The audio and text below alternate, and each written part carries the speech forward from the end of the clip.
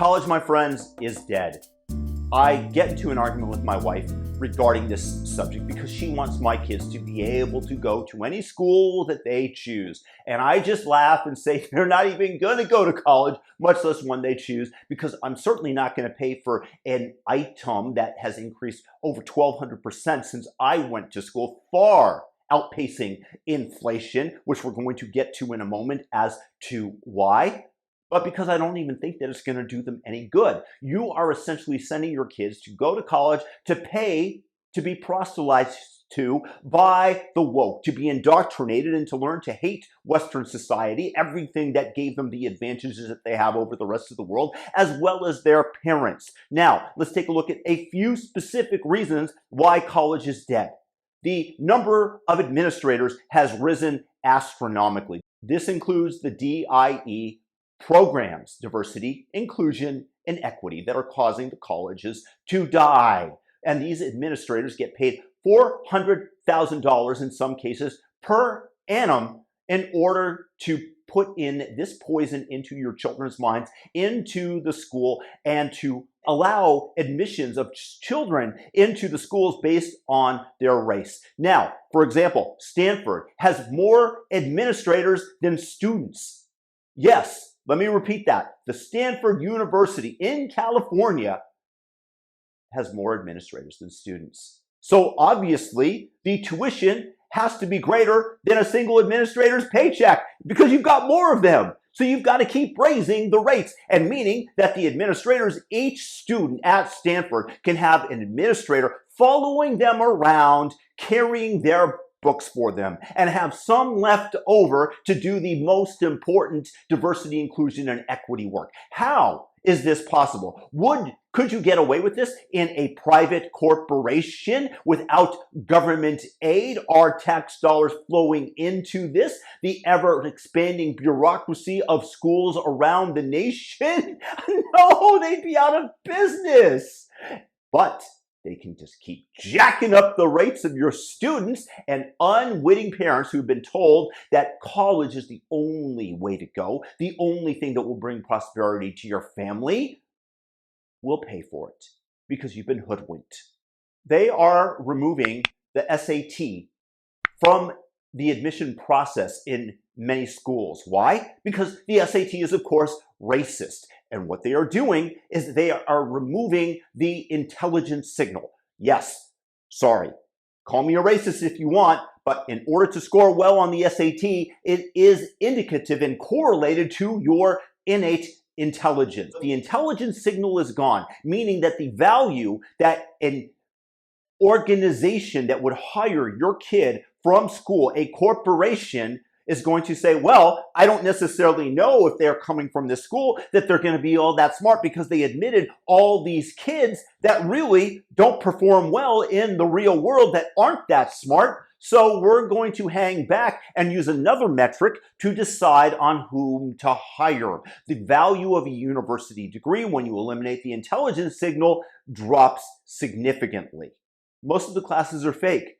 Whether it be women's studies, gender studies, trans, dance theory, whatever you want to make of them, they are not real classes. They are there to give certain teachers jobs in order to indoctrinate your kids into hating Western civilization and all of the SJW nonsense that they want to put into them. However, the professors are at the mercy of the students in all these classes, and they can demand whatever dispensation they desire from their teachers, which didn't used to happen. And if the teacher says no, as one did in UCLA, and the black students, of course, called him a racist because they would not give them a special test, delay the test that the professor had chosen, which does not work in the real world, which does not work when you're in a competing corporation. Hey, we have this tough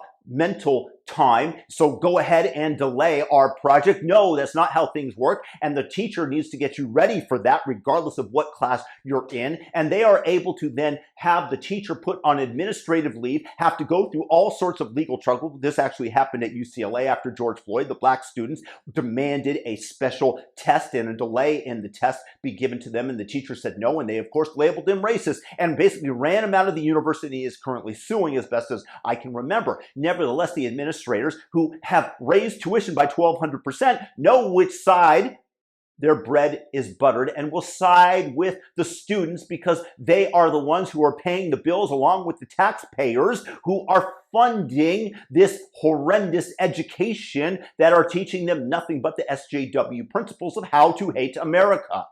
And what valuable skills are any of the humanities students actually learning? Gender studies? If I am an employer and I see a gender studies major and that application appears on my desk, I am going to laugh and take a lighter and burn it and incinerate it and then put the ashes into special nuclear storage where they're not going to affect my company, because I know for certain if I hire one of these horrible SJWs into my company, business already being hard enough and doggy dog as it is with all the regulations that the government has imposed and increased, that you hire one of these people and morale's going to go down. So once again, the value of a college degree decreases pretty drastically when all of these majors are coming across my desk and I don't want to hire any of them. In fact, I will hire the high school dropout before I will hire any of these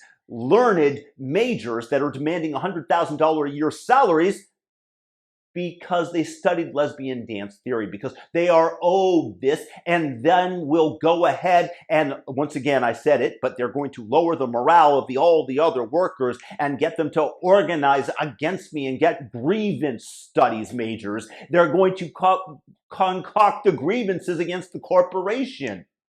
And basically, what these universities are today are a cartel that are trying to dip their hands into the honeypot of taxpayer-funded loans that cannot be put into bankruptcy by those who take them out, and thus will be paid out, and they can continue to raise the tuition, knowing that the government is creating artificial demand for their programs by assuring that the loan will be paid back, by giving it to anybody with a heartbeat. And some of these people have no heart, so I don't know how they get the loans, but all these people are able to go to the universities with these loans. So there's artificial demand for people that otherwise could go ahead and get jobs that actually did society good, whether that be plumbing or being an electrician or building or childcare, whatever that might be, that doesn't necessarily require a university degree. And these poor students are going to come out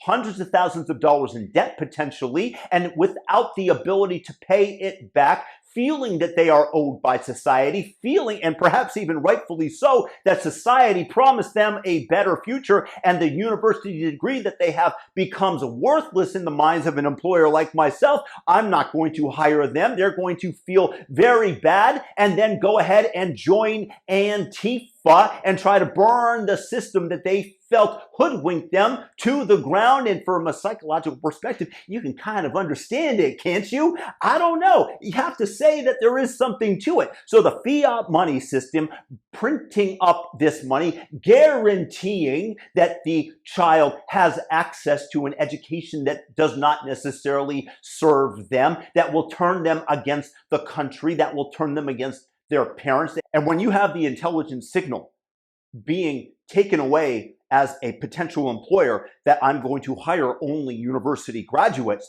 when you have them coming in with attitudes and feeling that they are owed, and with the threat that they are going to sow discontent with my current employees, when you have people that despise the country coming into somebody's company who is rather proud that he was born in America, then tell me, where is the value of the university degree other than the fact that you get to network at the higher echelons, maybe at Harvard and Yale, where there still might be an intelligence signal, even though they're not admitting the best, because according to statistics, 43% of the student body would be Asians if they did not hire or admit along racial lines all of the affirmative action. And I feel terrible for the really good black students who are at that level, because so many people, oh, you're black, you're in school, you came in here because of affirmative action. That's the only reason.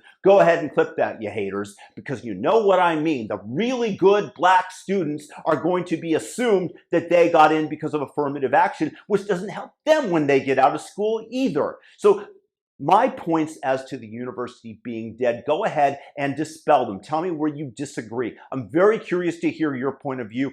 But my kids going to the university? No way, no how. Y'all go to trade school, go travel, go volunteer your time and do something positive, rather than going and being indoctrinated and learning how to hate America and employers.